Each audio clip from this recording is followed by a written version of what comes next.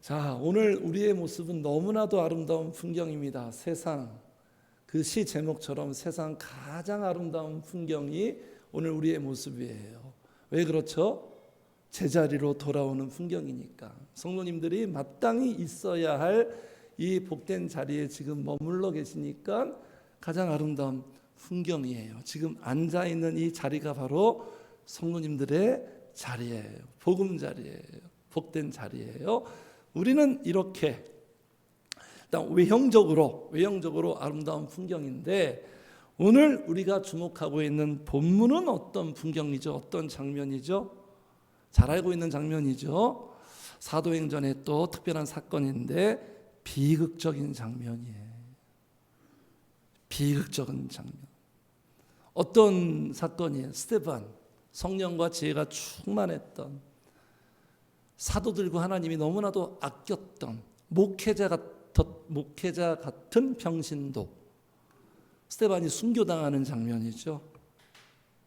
그래서 오늘 장면 비극적인 장면이고, 말씀 제목도 이것이 비극이다. 자, 그러면 비극적인 장면인데 무엇이 비극입니까? 우리가 고정관념으로 생각하는 게 있죠. 비극, 네? 불행, 그렇죠? 여러 가지 아픔, 실패.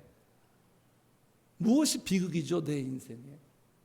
오늘 본문에 무엇이 비극일까요? 보이십니까? 생각나시나요? 누가 비극의 주인공이에요? 죽임당한 스데반이 비극의 주인공일까요? 아무런 죄가 없는 축복한 이 의인을 돌로 죽인 이 사람들이 비극의 주인공일까요? 누가 비극의 주인공이에요, 성도님들? 아무 생각 없이 단순히 보면은 스데반이 비극의 주인공처럼 보이죠. 인간적으로 보면, 인간적으로 보고 생각하면 안 돼요. 그게 항상 꼬이는 거예요. 기도 많이 하고 신앙생활 열심히 하고 예수 잘 믿었는데 왜 돌 맞아 죽냐? 이렇게 인간적으로 생각해 버리면 이건 비극이 돼 버리는 거예요. 이게 비극이 아니죠. 예수님이 베드로한테 너 나중에 나처럼 십자가에서 순교당할 거다. 그걸 예수님이 어떤 단어 썼는지 아세요? 영광이라고 말했어요. 영광. 순교당하는 게 영광이에요. 스데반은 지금 비극의 주인공이 아닙니다. 영광의 주인공이에요. 누가 비극의 주인공이냐? 이 스데반을 죽인 자들이 비극의 주인공이에요. 자, 그러면 이 사람들은 왜 비극의 사람들이 되었을까요? 이 사람들은 왜 이런 비극적인 삶을 살고 행동을 했을까요? 어떤 사건이 터지면 분석을 하잖아요. 언론에서 분석하고 경찰에서 분석하고. 분석은 왜 하죠? 문제의 원인을 찾아야 돼요. 네? 어떤 사람이 살인을 했어요. 이 사람이 왜 이런 살인을 했을까? 그의 성장 배경도 분석하고, 그의 정신 감정 상태도 분석하고, 이렇게 문제의 원인을 찾잖아요. 이 사람들은 스데반을 왜 죽였을까요? 왜 비극적인 이런 행동을 했을까요? 그 원인이 오늘 본문에 나와요. 하나님의 말씀은 우리에게 해결시켜 주는 거잖아요. 대안을 제시하잖아요. 해결책 제시하는데, 해결책을 먼저 제시하기 전에는 진단을 하는 거예요. 병원도 그렇잖아요. 왜 사진 찍습니까? 진단을 먼저 해야 처방을 할 수 있으니까. 오늘 말씀 속에서 문제의 원인을 우리에게 보여주는 거예요. 스데반의 설교에서 찾을 수 있는 것. 사도행전 7장은 성령 충만했던 스데반의 설교예요. 한번 개인적으로 보세요. 내용이 길지만 탁월한 설교예요. 목회자는 이렇게 설교해야 돼요. 성도들은 이런 말씀을 들어야 돼요. 이게 진짜 설교의 진수예요. 자, 스데반 설교에서 우리 찾을 수 있는데, 자, 몇 절이 있을까요? 오늘 본문 51절에서 60절까지. 자, 힌트를 드릴게요. 억양. 오늘 본문에 51절에서 60절까지 몇 절에 있나요? 몇 절? 문제의 원인이 몇 절에 있을까요? 몇 절? 시작. 51절. 그럼 51절 잘 찾으셨습니다. 51절 한번 볼까요? 읽어볼까요? 시작. 목이 곧고 마음과 귀에 할례를 받지 못한 사람들아, 너희도 너희 조상과 같이 항상 성령을 거스르는도다. 이게 문제의 원인. 지금 이 사람들뿐만 아니라 지구촌에 사는 인류 역사의 모든 사람들의 근본적인 문제의 원인을 알아야 돼요. 그래야 해결됩니다. 성도님들, 문제의 원인을 다른 데 찾지 마세요. 난 돈이 없으니까, 나는 스펙이 없으니까, 나는 백이 없으니까, 나는 몸이 아프니까, 내 가정 환경이 이러니까, 나는 좋은 부모 밑에서 태어나지 못했으니까, 이렇게 문제의 원인을 찾으면 안 돼요. 문제가 뭐예요? 목이 곧고 마음과 귀에 할례를 받지 못해서 그렇고요. 그래서 성령을 거스르기 때문에, 이게 문제의 원인이에요. 성령님을 거스르기 때문에 비극의 주인공, 비극의 인생 사는 거예요. 성령을 거스르기 때문에 누군가를 아프게 하는 거예요. 네? 성령을 거스르는도다. 거스른다. 이건 좀 말이 좀 그렇지, 좀 어렵지만 거역하는 것, 거역, 성령을 거역하는 것. 성령을 거역하며 사는 사람, 이것이 비극이에요. 이게 비극이에요, 성도님들. 다른 게 비극이 아닙니다. 성령님을 거역하며 살기 때문에 내 인생이 비극이 되는 거예요. 불행이 찾아오는 거예요. 이게 문제와 불행의 본질이에요. 성령님을 거스르며 살기 때문에 인생은 흑역사가 되는 거예요. 빛 대신 하나님께서 세상을 왜 만들었습니까? 빛나는 삶, 광역사 되게 하려고. 그런데 성령님을 거스르니까 흑역사 된다니까. 무조건 흑역사 돼요. 역사가, 개인의 역사가. 거스른다 무슨 뜻이죠? 무슨 뜻이죠? 거역하다. 이게 이제 헬라어 이런 뜻입니다. 성령님께 대항하다.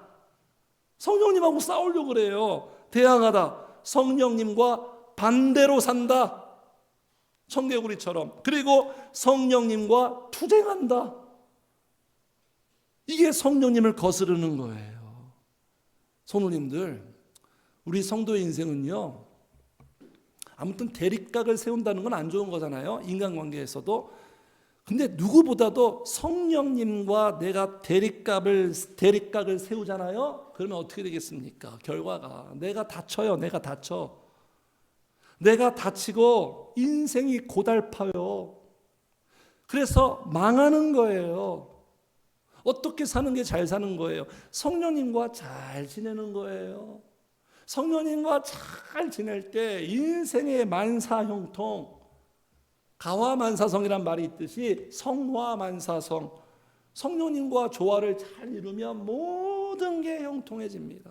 내 생각대로 다 된다는 얘기가 아니에요. 성령님이 책임져 주시고 복되게 하는 거예요. 자, 성령을 거스르는 게 모든 인생의 불행의 원인.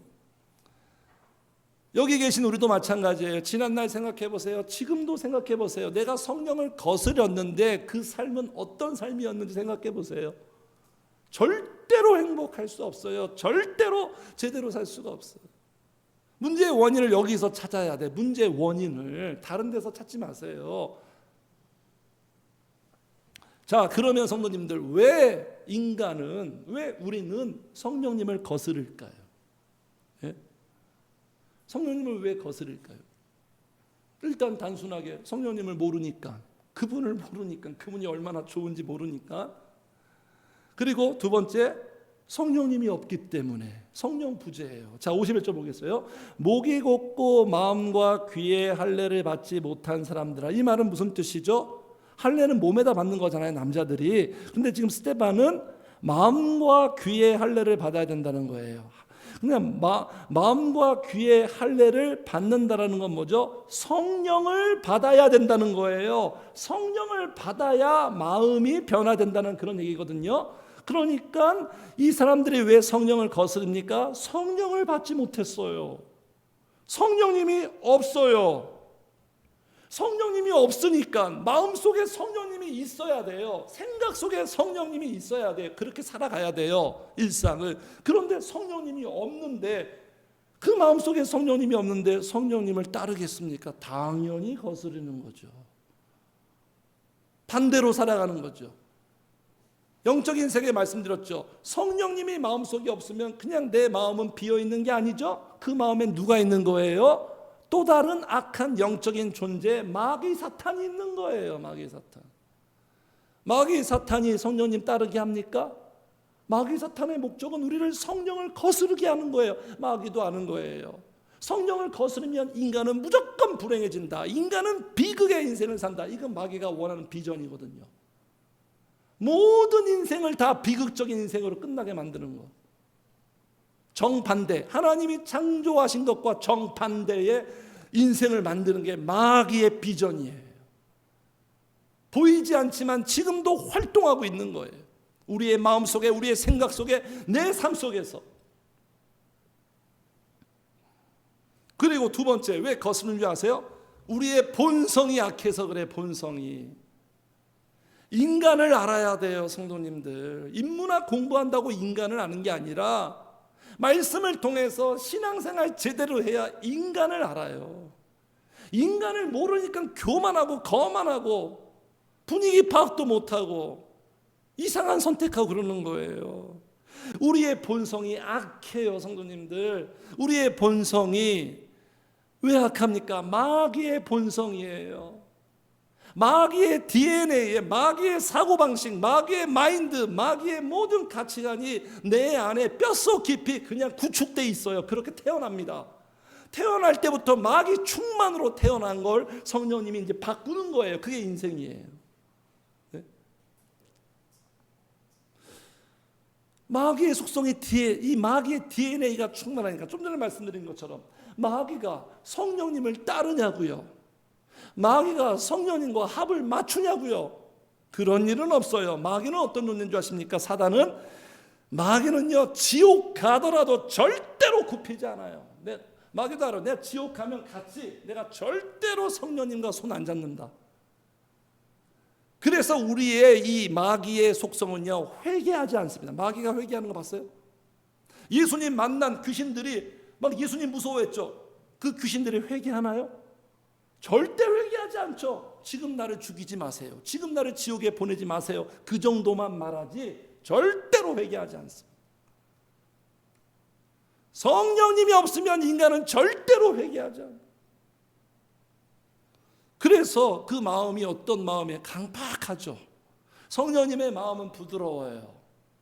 그런데 마귀의 마인드는 강팍하죠. 완고하죠. 그래서 인간끼리 소통이 잘 안 되는 거예요. 성령이 임하고 마음이 부드러워지면 나타나는 복된 현상이 뭐냐면 소통도 잘 돼요. 이상하게. 상대방의 입장을 잘 이해해주고 상대방의 마음도 잘 읽어주고 이해해주고 배려하는 이러한 마인드가 형성이 된다니까요. 마귀에게 그런 마음이 있습니까? 마귀의 마인드는 뭐죠? 자기 주장만 얘기하죠. 자기 주장. 나만 옳다. 나만 잘났다. 넌 다 틀렸다. 그러니까 소통이 되겠어요? 부부관계가? 회사에서 직장생활에서 소통이 되겠냐고요. 이 세상에는 그냥 마귀 천지인데 마귀 세상인데 당연히 소통 안 되는 게 당연한 거죠. 스트레스 받는 거죠. 그래서 그 영국의 대문호 누굽니까? 셰익스피어. 그의 그 소설의 컨셉이 뭐죠? 비극이에요. 비극. 그의 모든 문학의 사상이 비극이에요. 3대 비극. 햄릿, 리어왕, 또 하나 뭐예요? 생각 안 나요. 3대 비극, 그 유명한. 그러니까 셰익스피어가 인간의 본성을 아는 거예요. 인간은 악하다. 어쩔 수가 없다 만든 박찬욱 감독의 똑같아요. 인간 얘기하잖아요. 인생 얘기하잖아요. 그가 묘사하는 인간은 어떤 인간이죠? 악한 거예요. 나를 위해서라면 너를 죽이는 거예요. 내가 직장에서 살려면 누군가를 죽여. 그러놓고 어쩔 수가 없대. 이 합리화, 이게 얼마나 악합니까? 복수 시리즈, 복수는 나의 것, 친절한 금자씨, 다 복수예요. 인간은 복수하는 존재다. 용서하는 존재가 아니다. 인간은 반드시 복수한다. 우리 다 복수하잖아요. 누군가 미우면 소심한 복수, 적극적인 복수. 봉준호 감독도 마찬가지예요. 기생충, 인간의 그 악함, 인간의 부조리, 설국열차, 인간의 악함. 그렇게 보는 거예요. 인간의 본성이 약하니까 거스르는 거예요. 이걸 잘 알아야 되는 거예요. 야, 문제의 원인을 우리에게 이렇게 밝게 보여주고 있는 말씀을 통해서 정확하게 진단해야 되는 거예요. 다른 게 아니에요. 그래서 성도님들, 이렇게 성령을 거스르면 사람은 어떤 모습으로 나타나는가? 성령을 거스름의 현상, 성령을 거스른 자는 어떤 행동을 하느냐? 일단 유다서 좀 볼게요. 유다서에 보니까, 자 보세요. 그 사람들은 육에 속한 자며 성령이 없는 자니라. 오늘 본문처럼 성령 할례를 받지 못한 사람들이에요. 이 유다는 누구냐면 예수님의 형제, 예수님 동생. 나중에 선지자가 됐어요. 예수님은 이제 하나님으로 여기는 거예요. 그냥 인간형이 아니야. 그 유다거든요. 성령이 없는 자, 육에 속한 자는 어떻게 살아가느냐? 사도들이 다 미리 말해놨습니다. 그들이 너희에게 말하기를 마지막 때 자기의 경건하지 않은, 같이 읽어 시작, 정욕대로 행하며. 정욕대로 행합니다. 무조건 육체 정욕이에요. 육체의 쾌감만 있으면 돼요. 무조건 육체 정욕이에요. 네? 이 정욕을 추구하려면 돈이 있어야겠죠. 권력이 있어야겠죠. 네? 정욕대로 행합니다. 두 번째 뭐냐면 정욕대로 행하면 조롱해요. 조롱합니다. 사람을 대할 때 조롱해요. 조롱당한 그 느낌과 기분 아시죠? 네? 자존심이 완전히 그냥 상하잖아요. 그리고 분열을 일으켜요. 분열. 반드시 분열이에요. 교회든 가정이든 성령을 거스리고 성령이 없으니까 분열되는 거지, 성령님은 무조건 통합시키고 하나 되게 만들어요. 가정에 어떤 관계에 성령이 임해보잖아요. 그럼 찢어진 관계, 완전히 소망 없는 관계도 다시 봉합시킨다니까요. 가정이 살아나요. 가정이 회복돼요. 성령을 거스르면 이런 모습이에요. 그리고 기본적으로 성령을 거스르는 자들은요, 성령님을 멸시해요. 멸시. 우리는 성령님을 가장 귀하게 여기는 거죠. 그냥 성령님을 최고의 가치, 최고의 보물, 그런 인식이 있어요. 성령님을 그냥 무시해요. 네. 그렇잖아요. 지금 사람끼리 부부관계든 어떤 관계든 자꾸 내 말을 안 들어줘. 친구관계든 직장이든 내 말을 안 들어줘. 뭐 대단한 부탁한 것도 아니에요. 기본적인 거야. 근데 내 말을 안 들어줘요. 거스려요. 거역해요. 그럼 우리 무슨 말 하죠? 너 나 무시하냐? 거역한다는 건 무시하는 거예요. 또 무시하는 게 뭐죠? 어떤 사람을 완전히 왕따처럼 취급해요. 그렇죠. 직장에서 왕따 당한 사람들 그냥 유령처럼 여겨요. 존재감 없이. 그러면 그 사람은 어떤 느낌 들죠? 무시하는 거예요. 나를. 아무런 관심을 두지 않아요. 어떤 사람에 대해서 관심이 없어. 관심 자체가 없는 건 그 사람을 무시하는 거예요. 똑같아요. 우리가 성령님에 대한 관심도 없고 성령님을 거스르고 이 모든 것들은요, 성령님을 멸시하는 거예요. 무시하는 거예요. 성령님을 거스르는 자들은 성령님에 대한 관심이 없어요. 관심이 없다니까요. 그리고 성령님을 거스르면 목회자, 교회에서 목회자든 성도들끼리든 대화 속에서 성령을 말하지 않아요. 성령을 말하지 않아. 예수님은 성령님을 말했어요. 성령님을 말해야 된다고 그랬어요. 네? 성령님을 말하지 않아요. 성령님을 거스르는 자들의 특징은 뭐냐면 성령을 말하지 않아. 왜 말하지 않죠? 사람은 왜 말합니까? 마음에 가득한 게 있을 때 입으로 말하는 거예요. 그 사람의 머릿속에 온통 낚시, 바둑, 골프만 있으면 그 얘기만 해요. 온통 돈, 경제, 부동산, 주식 그런 것만 있으면 그 말만 하게 되어 있어요. 마음속에 성령님이 없으니까, 목사님이 마음속에 성령님이 없으니까 성령님을 말하지 못하죠. 성령님을 항상 우리의 대화의 모든 중심 주제가 성령님이 돼야 돼요.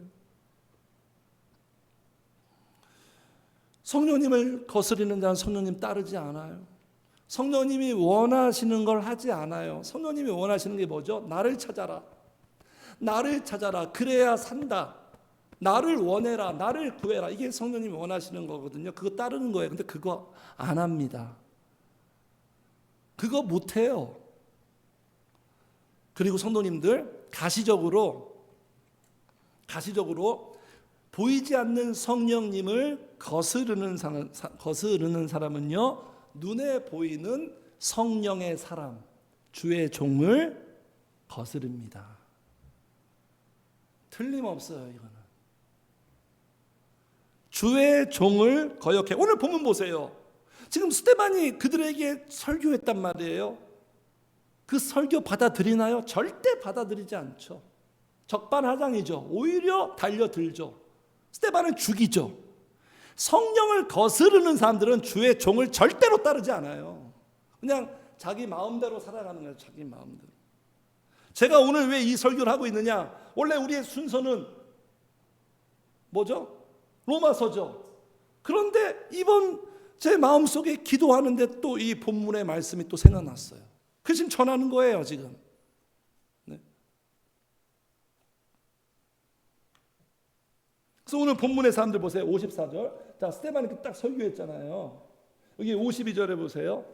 52절. 성령을 거스르는 운동도 해놓고 52절 같이 읽어. 시작. 너희 조상들이 선지자들 중에 누구를 박해하지 아니하였느냐? 의인이 오시라고 예고한 자들을 그들이 죽였고 이제는 너희가 그 의인을 잡아준 자요 살인한 자가 돼. 자, 보세요. 좀 전에 말씀드린 것처럼 성령을 거스르는 자들은 반드시 성령을 전하고 성령의 사람을 이렇게 거스려요. 거역해요. 그냥 거역하는 자가 아니라 그냥 박해하고 죽여버려요. 없애버려요. 내 인생에서 사라지기를 원해요. 이렇게 반응한다는 거예요. 이렇게. 스데반이 잘못한 게 있나요? 이들한테 잘못한 게 없어요. 스데반이 설교를 잘못했나요? 잘못한 게 없어요. 이거 완전 하나님의 말씀이에요. 이렇게 좀 전에 말씀드린 것처럼 설교는 이렇게 해야 되는 거예요. 근데 이들이 이걸 받아들여요? 성령을 거스리고 성령이 없으니까 절대로 받아들이지 않죠. 적반하장이에요. 다시 보겠습니다. 57절 같이 읽어. 시작. 그들이 큰 소리를 지르며 귀를 막고 일제히 그에게 달려들어. 이거 보세요. 자, 54절 제가 볼게요. 말씀을 전하니까 그들이 이 말을 듣고 마음에 찔렸다는 거. 이게 중요한 거예요. 이게 불쾌한 감정이 아니에요. 이게 싫어서 설교를 듣기 싫어하는 사람도 있거든요. 이게 진짜예요. 이게 진짜. 이게 성령님이 역사하는 지금 상황이에요. 말씀을 들을 때 내가 듣고 싶은 말씀, 달콤하고 위로하고 격려하는 그런 말씀 가지고는 사람은 안 바뀝니다. 성령의 말씀은 이렇게 마음에 찔려요. 통증이 있어요. 아파요. 병원에 가서 그 병을 치료하려면 때로는 수술을 해야 되잖아요. 수술의 과정은 아무튼 아픈 거예요. 마취가 풀려도 아픈 거예요. 수술하려면 메스를 들어야 되는 거예요. 의사가 메스를 들어서 열고 그 안에 있는 뭔가 잘못된 부분들을 제거해야 돼요. 말씀이 바로 이런 과정이에요. 말씀의 성령의 역사는 말씀을 들으면 찔리는 거예요. 그런데 이걸 오해해가지고 착각해서 무슨 상처를 받았다 이렇게 반응해버리면 그 사람은 복이 없는 거예요. 마음에 찔려 그를 향하여 어떤 반응? 이를 가라. 이를. 이게 인간의 본성이에요. 이를 간다니까요.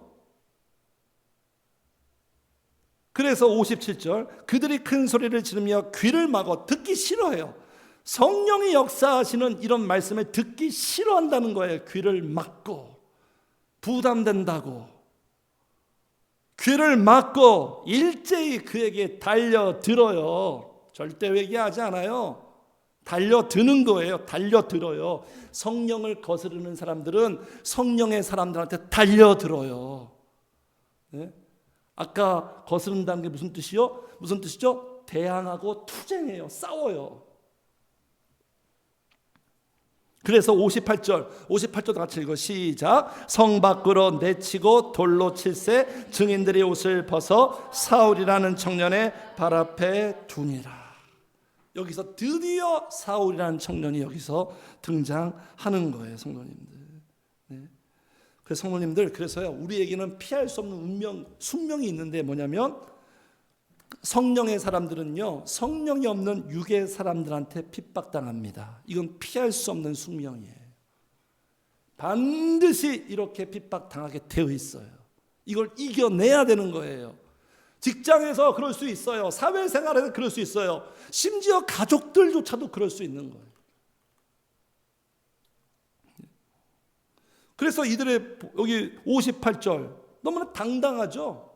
정당하죠. 옷을 벗어 사울이라는 청년의 발 앞에 두니라. 이제 사울이 법적으로 조치를 취하라고. 우린 처리했다고. 그러니까 성령님을 거스르는 사람들은요, 자신들의 잘못을 몰라요.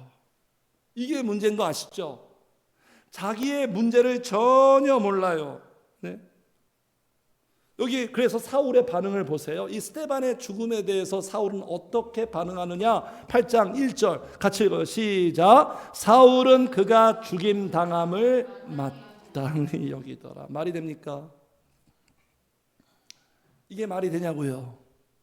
이런 말도 안 되는 비정상적인 삶을 사는 거예요. 그의 죽임 당함을 마땅히 여겨. 그러니까 성도님들 보세요. 지금 내가 이렇게 살면 안 되는데 하나님 앞에서 나를 위해서도 이렇게 살면 안 되거든요.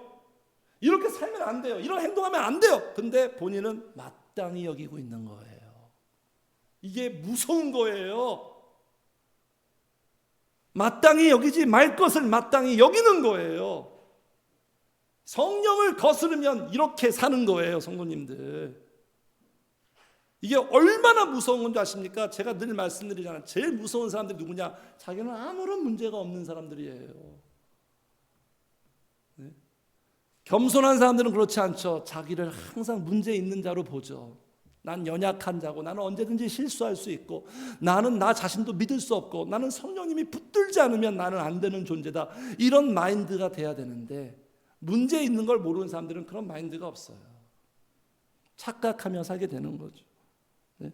그래서 3절도 보세요. 8장 3절도 보겠습니다. 3절 같이 읽어. 시작. 사울이 교회를 잔멸할세 각 집에 들어가 남녀를 끌어다가 옥에 갇히니라. 앞에도 있네. 앞에도. 그렇죠. 보세요. 하나님의 종들은 하나님의 교회를 세워야 되잖아요.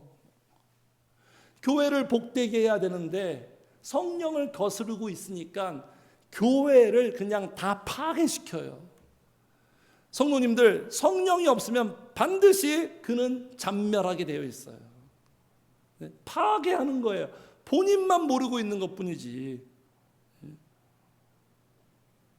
그래서 성도님들, 이걸 어떻게 알게 되느냐? 다른 거 옆에서 아무리 얘기해줘도 몰라요.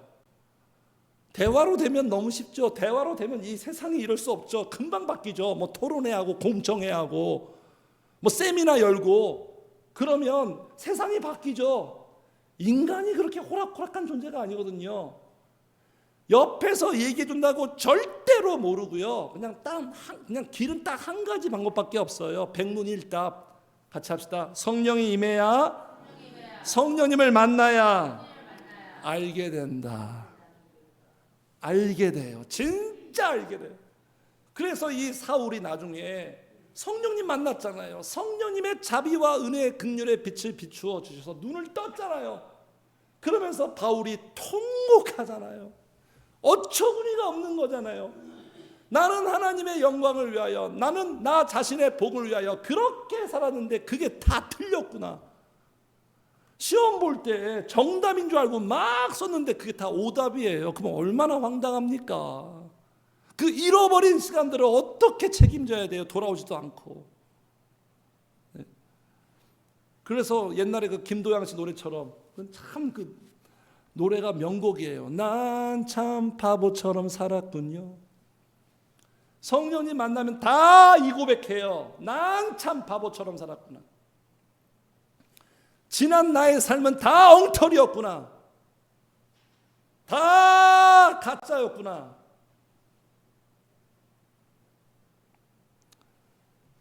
그래서 성령이 임하면 성도님들 1차 현상이 뭔지 아시죠? 성령이 임하면 만나면 1차 현상이 기쁘다, 행복하다. 지금까지 이런 기쁨 맛본 적이 없어. 그거 이전에 성령이 임하면 이렇게 스데반처럼 이런 말씀을 듣게 하셔서 회개하게 돼요. 회개. 아까 우리 찬양했죠? 두 번째 찬양, 애통하고 회개할 마음 충만하게 주세요. 애통하고 회개할 마음, 내가 그 마음 품을 수 없어요. 성령이 임해야 애통하고 회개할 마음. 이런 과정, 이런 경험이 있어야 돼요. 교회 다니면서 신앙생활하면서 지금도요. 계속 회개의 연속이에요. 이런 말이 있어요. 많이 성공한 사람은 많이 실패한 사람이다.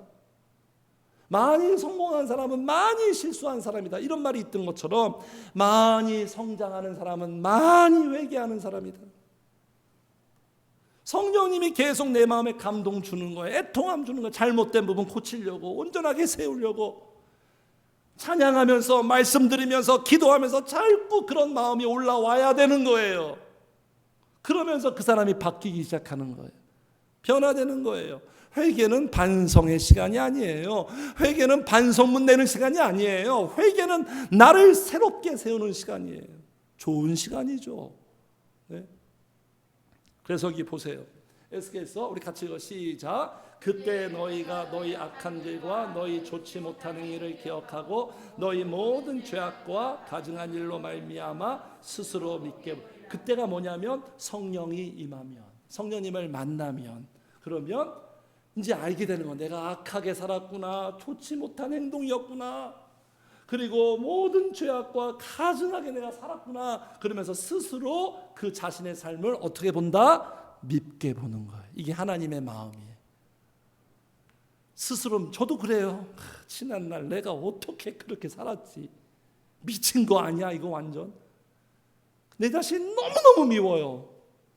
마귀에 사로잡혀서 그렇게 살았던. 이러면서 좋아지는 거예요. 이러면서 정상적으로 회복되는 거예요. 성령님만 이렇게 할 수 있어요. 인간은 못해요. 공부해보세요. 독서해보세요. 이게 되는지. 절대로 안 돼요. 절대로. 그래서 자신도 알게 되고 하나님도 알게 돼요. 너희 위에 힘줄을 두고 살을 입히고 가죽으로 덮고 너희 속에 생기 성령님을 넣으니 너희가 살아나리라. 성령이 들어가야 살아납니다. 내 마음대로 된다고 내가 사는 게 아니에요. 성령님이 내 안에 와야 나를 살려요. 그 다음에 같이 읽어 시작. 또 내가 여호와인 줄 너희가 알리라 하셨다. 그렇죠. 생기가 들어가니까 하나님을 진짜로 알게 돼요. 하나님을 진짜로 알게 돼요. 성령님의 역할은 예수님 하나님을 알게 해주는 분이에요. 그래서 성령을 거스르고 성령이 없으면 그 사람의 신앙생활은, 성령이 없으면 성도님들 신앙생활이 아니에요. 이 심각한 말을 제가 너무 가볍게 말하네요.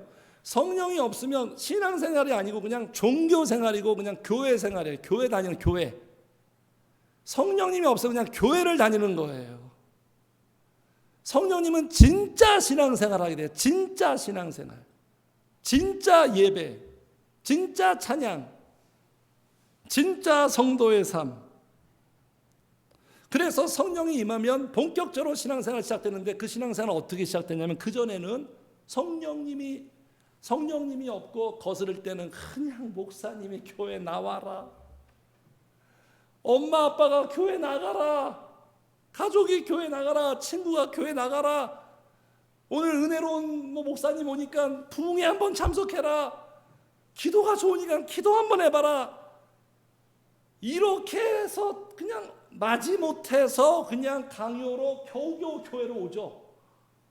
저도 옛날에 그랬으니까 예전에 운동할 때 토요일 날 술을 4시까지 마셨는데 엄마가 아침 자야 되는데, 운동하는데 얼마나 피곤해 일주일 동안. 한 11시 12시에 자야 되는데 엄마가 8시부터 깨우는 거예요. 집에 5시에 들어왔는데. 교회 가라고 막 미치겠는 거예요. 막 고문 소리죠. 그래서 저는 이제 그 착한 아들이었나 봐요. 그래도 일어났어요.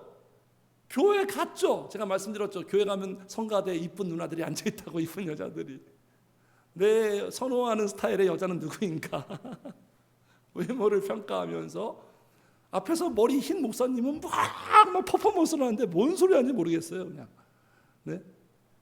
그랬던 제가 은혜 받으니까 이제는 그냥 내가 가고 싶어서 그냥 예배 시간만 기다려지고 예배를 찾아가는 거예요. 주일뿐만 아니라 수요일, 금요일, 심지어 구역 예배까지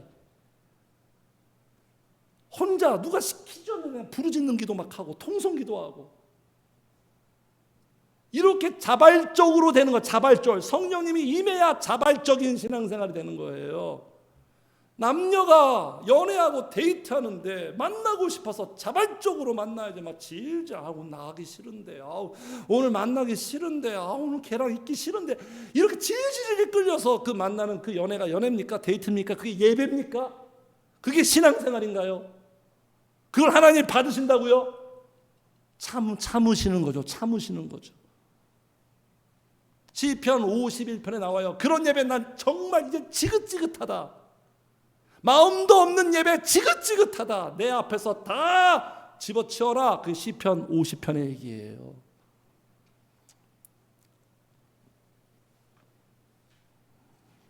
그래서 성령을 거스르는 자는 아까 정욕, 그냥 철저하게 자기의 육체의 정욕과 속성대로 살아서 결국 자신을 망치는 거예요. 자신을 망쳐요. 성도님들, 내 마음대로 사는 게 그게 행복과 자유 아닙니다. 착각하지 마세요. 그건 나 자신을 망치는 거예요. 나 자신뿐만 아니라 내 사랑하는 소중한 사람까지 다 망치는 거예요. 성령님의 뜻대로 사는 게 나를 위하는 거고 내 소중한 가족들을 위하는 거예요. 그걸 알아들어야 돼. 그걸 알아먹어야 돼. 그게 지혜예요. 지혜가 없어서 망한다를 잠언에서 다 미련하게. 미련은 뭔지 아세요? 자기 마음대로 사는 거예요. 자기 생각대로 그냥. 그래서 결국은 육의 속성대로 사니까 개인도 죽고 가정도 죽고 나만 힘든 게 아니라 옆에 사람 힘들게 하고, 그래서 마귀에게 그냥 노예 생활로 사는 거예요. 그냥 인생이 지옥이죠. 성령님 없으면 지옥이에요. 네, 지옥이에요. 우리 드라마에서 보잖아요. 무슨 강남 청담동에 사는데 막 럭셔리한 대저택에 사는데 그 주인공의 마음은 지옥이에요. 지옥. 네? 성령님 없으면 지옥이고 지옥같이 살다가 나중에 죽어서 지옥 가는 거예요. 네? 악순환의 연속이에요. 성령님 없으면 그냥 복이 없는 거예요. 소망도 없고 자유도 없고 성령을 거스르면 절대로 복이 없어요. 그러니까 성도님들, 행복해지고 싶으면 두 손 들고 항복하세요. 그게 최고의 선택이에요. 그만 고집 부리고 성령님께 나와서 두 손 들고 성령님과 손을 맞잡아요. 그게 내가 사는 길이에요. 그게 최고의 선택이에요. 네. 그래서 성도님들, 이런 비극을 종식하는 유일한 길 해결책, 지금 계속 말씀드리는 것처럼 성령님 임하는 거예요. 성령님 받는 거예요. 성령님과 결합하는 거예요. 성령님과 함께 사는 거고 성령님 따르는 거. 이게 예수님의 결론이에요. 부활하신 다음에 딱 예수님의 첫 멘트, 성령을 받아라. 모세도 이렇게 말합니다. 모세가 그에게 이르되 내가 나를 두고 시기하느냐, 여호와께서 그의 영을 그의 모든 백성에게 주는 게 이 모세의 바람이에요. 이 인간들 보니까 하나님이 그렇게 홍해바다도 가르고 기적의 일상인데도 안 바뀌는 거예요. 모세가 보니까 하나님 거스리고 성령 거스리고 광야에서 거스리고 모세도 힘들게 하고, 모세가 딱 해결책은 이 모든 백성에게 성령이 임하면 이들이 정신 차린다. 모세도 이렇게 말했고 바울도 이렇게 말합니다. 같이 읽어요. 시작. 내가 이르노니 너희는 성령을 따라 행하라. 그리하면 육체의 욕심을 이루지. 나중에 정신 차린 이 바울이 성령 받고 율법이 아니라 말씀이 아니라 성령을 따라, 성령 거스르지 말고 멸시하지 말고 무관심 갖지 말고 성령을 쫓아 살아가라. 그리하면 그 성령이 너의 육체의 욕심 문제, 불교에서도 해결할 수 없는 이 문제, 3000배를 한다고 해결되는 게 아닙니다. 이게 이 문제를 해결해 주리라. 베드로도 이렇게 말합니다. 8장 20절에 베드로가 이르되 내가 하나님의 선물, 이 하나님의 선물이 누구냐면 성령님이에요. 하나님이 우리에게 주는 최고의 선물, 365일 평생 실효성 있는 선물, 어느 곳에든지 너무나도 유용한 선물. 선물은 그냥 일시적이잖아요. 생일 때 받은 선물 기분 좋고 또 때로는 뭐 생활 쪽에 어느 정도 편리한 그 정도지, 그 정도의 선물이에요. 인간의 선물은. 성령님은 그렇지 않아요. 네? 내 삶의 모든 영역에 다 복을 주는 하나님의 선물. 그래서 베드로가 어떻게 합니까? 그래서 베드로가 이렇게 해요. 같이 읽어 시작. 그들이 내려가서 그들을 위하여 성령 받기를 기도하니 이에 두 사도가 그들에게 안수하며 성령을. 이거예요. 이거예요. 네? 빌립이 사마리아 성에 가서 막 복음 전했어요. 세례 받았어요. 좋은 소식 듣고 베드로랑 지금 요한을 여기 사마리아 성에 급파했어요. 그냥 예수 믿고 세례 정도는 안 된다. 그 다음에 이들이 후속 조치가 뭔지 아세요? 그들을 위하여 성령 받기를 기도하는. 기도는 뭐냐? 성령 받는 거예요. 성령의 복을 받는 거, 성령의 충만함을 받는 거, 성령님이 내 마음을 지배하는 거, 이게 기도예요. 성령 받기를 기도하니 이에 그들이 어떻게 해요? 안수. 그래서 제가 이대로 하는 거예요. 성모님들한테 말씀대로 새벽마다 예배 때마다. 제가 이제 성령의 통로가 되기 위해서 저는 깨어 있어야겠죠. 영적으로. 제가 막혀 있으면 안 되죠. 안수한다고 다 되는 게 아니에요. 안수란을 통해서 성령의 역사를 성도들에게 흘러가게 하는 거예요. 안수를 통하여 성령을 받는 거예요. 그러니까 성도님들도요, 제가 안수할 때는 정말로 사모함으로 전심으로 기도해야 돼요. 목사님이 맨날 안수하니까 그냥 의뢰 그런 게 그렇게 생각하지 마시고 그 순간 그 기회를 살려서 저는 안수할 때마다 정말 온 힘, 목숨을 걸고 안수하는 거예요. 성도님들한테. 안수받을 때 전심으로 기도하고 사모해야 돼. 이럴 때 성령님이 임하지, 원하는 자에게 성령님이 임하지, 아무리 탁월한 주의 종이 있어도 성도들이 마음에 원하지 않으면 이거는 그냥 말짱한 겁니다. 말짱한 거. 우리 하나님은 로맨티스트예요. 기계적으로 하는 분이 아니에요. 얼마나 마음과 감정과 사모함을 얼마나 귀하게 여기고 중시하는 줄 아십니까? 그래서 성령 따르는 사람들의 풍경이요. 성령을 받아야 우리 성령님은요. 이제 한 5분 10분만 더 할게요. 성령님은 어떤 존재냐? 게임 체인저예요. 게임 체인저. 내 인생을 바꿀 수 있는 강력한 게임 체인저. 비극에서 희극으로, 불행에서 행복으로, 실패에서 성공으로, 우울함에서 평안함으로 모든 걸 바꾸는 게임 체인저.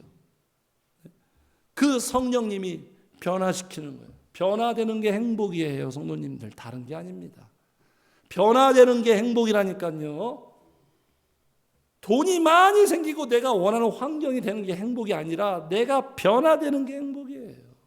마음도 변화되고 생각도 변화되고 삶도 변화되고 사람 대하는 것도 변화되고.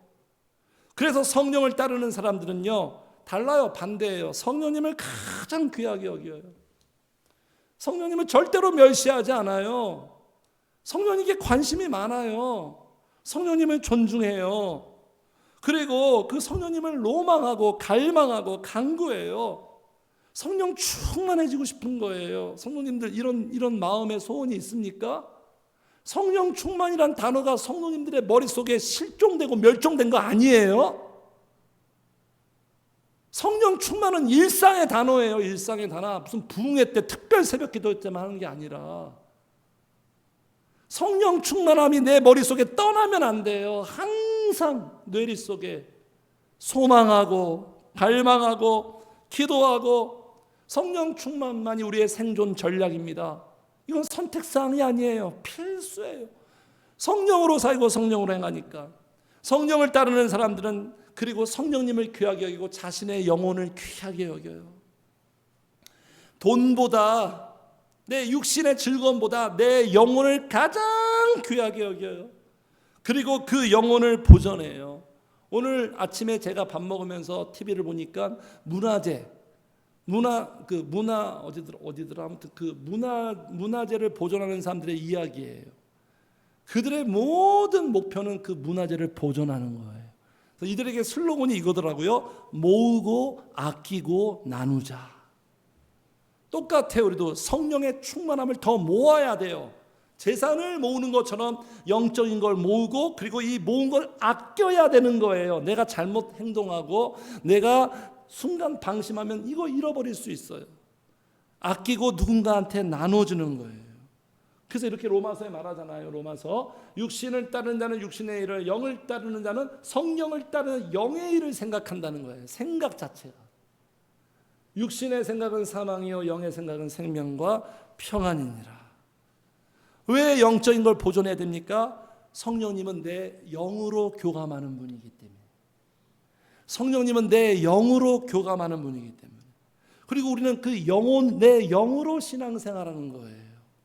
내 영으로 내 영이 건강하면 예배도 잘 될걸요. 기도도 잘 되고 찬양도 잘 되고 설교도 잘 들릴 거예요. 영으로 신앙생활하고 영으로 살아가는 거니까. 그래서 시편에 보세요. 내 영혼아, 항상 자기의 영혼을 신경 쓰고 자기의 영혼을 챙기죠. 내 영혼아 어찌하여 낭망하고 불안해하는가? 내 영혼아 너의 평안함으로 돌아갈지어다. 자기의, 이게 성령 따르는 사람들의 모습이에요. 자기의 영혼을 귀하게 여기고 챙기는 사람은 반드시 성령님을 찾게 되어 있어요. 자기의 영혼을 귀하게 여기지 않는 사람들은 성령님을 찾지 않아요. 영적으로 잠든 거고 영적으로 지금 무감각해져 있는 거예요.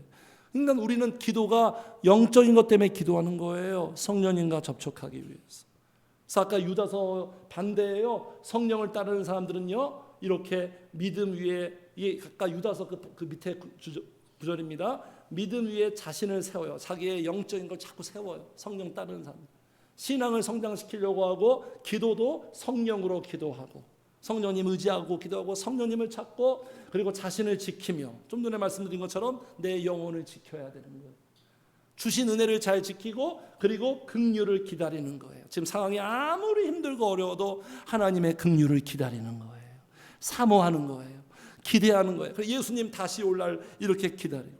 오늘 본문의 스데반 모습도 보겠습니다. 스데반이 어떤 성령을 따르는 그가 보니까 여기 55절 같이 읽어요. 시작. 스데반이 성령이 충만하여 하늘을 우러러 주목하여 하나님의 영광과 및 예수께서 하나님 우편에 서신 것을 보고. 자, 55절 잘 보세요. 지금 하나님과 예수님은 어디에 있어요?